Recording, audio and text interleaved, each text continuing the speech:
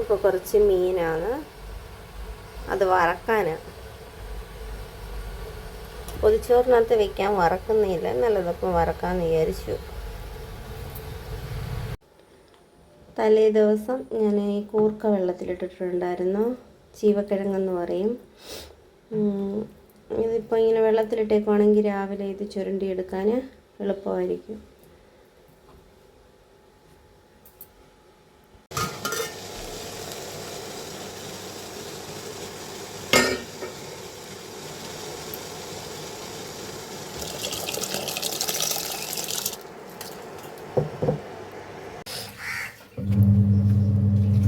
വറക്കാനുള്ള മീൻ അരപ്പൊക്കെ പരട്ടി വെച്ചിട്ടുണ്ട്. പൊതിച്ചോറിന് തോരനായിട്ട് എടുത്തിട്ടുള്ളത് വഴുതനങ്ങയാണേ.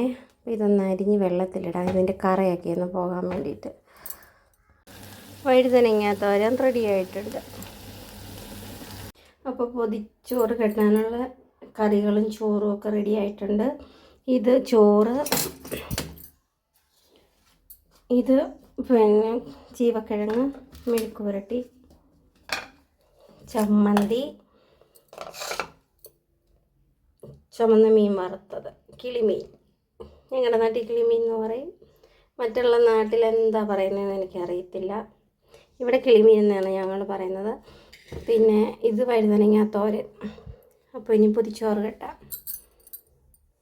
അപ്പോൾ ഞങ്ങളുടെ ഒരു ഫാമിലി സുഹൃത്ത്, ചേച്ചിക്ക് സുഖമില്ലാതെ ഹോസ്പിറ്റലിലായിരുന്നു. അപ്പം ഞാൻ കാണാൻ ചെന്നപ്പോൾ എന്നോട് പറഞ്ഞു, കൊച്ചേ എനിക്കൊരു പൊതി കെട്ടിക്കൊണ്ട് തരണേ എന്ന് പറഞ്ഞു. അപ്പം ചേച്ചി ഇപ്പോൾ ആശുപത്രിയിൽ നിന്ന് വീട്ടിലൊക്കെ വന്നിട്ടുണ്ട്. അപ്പോൾ പൊതി കെട്ടി ചേച്ചിയെ വീട്ടിൽ പോയി കാണാനെ കൊണ്ടാണേ. ചേച്ചി അങ്ങനെ ഒരു ആഗ്രഹം പറഞ്ഞതല്ലേ. അതുമല്ല, എനിക്ക് ഭയങ്കര ഇഷ്ടം ഇങ്ങനെയൊക്കെ ചെയ്യാൻ. അപ്പോൾ രണ്ടും കൂടി ആയപ്പോൾ ഇന്നങ്ങ് സെറ്റാക്കാമെന്ന് വിചാരിച്ചു. അപ്പം എനിക്കൂടെ ചേർത്ത് ഞാൻ 4 പൊതി കെട്ടുന്നുണ്ട്. അപ്പം ഞാൻ 4 ഇല വാട്ടി ഇവിടെ ഇങ്ങനെ വെച്ചിട്ടുണ്ട്. ഇനി നമുക്ക് പൊതി കെട്ടാം. ഇപ്പോൾ 3 ഇല വയ്ക്കാം. 3 ഇല വെച്ച് നമുക്ക് പൊതി കെട്ടാം. അത് കഴിഞ്ഞിട്ട് പിന്നീട് ഒരെണ്ണം കെട്ടാം. അപ്പോൾ ഫസ്റ്റ് ചോറ്. ഇനി എല്ലാത്തിലും ചമ്മന്തി വെച്ച് കൊടുത്തിട്ടുണ്ട്. എനിക്ക് തോന്നിയൊരു കാര്യം, നമ്മുടെ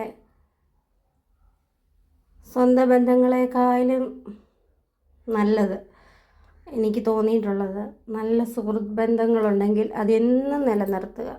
അത് നല്ലതാണെങ്കിൽ മാത്രം. അങ്ങനെയുള്ള ഒരു കൂട്ടുകാരായി വരിക കേട്ടോ. ഇങ്ങനെ തോരൻ വെച്ചു, ചീവക്കിഴങ്ങ് മെഴുക്ക് പുരട്ടി വെച്ചു, മീൻ വറുത്തത് വെച്ചു. ഇനി കുറച്ച് ചാമ്പയ്ക്ക അച്ചാർ.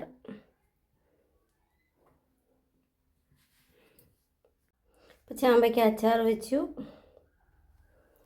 അപ്പോൾ റെഡി ആയിട്ടുണ്ടെങ്കിൽ ഇത് പൊതിഞ്ഞ് കെട്ടാമേ.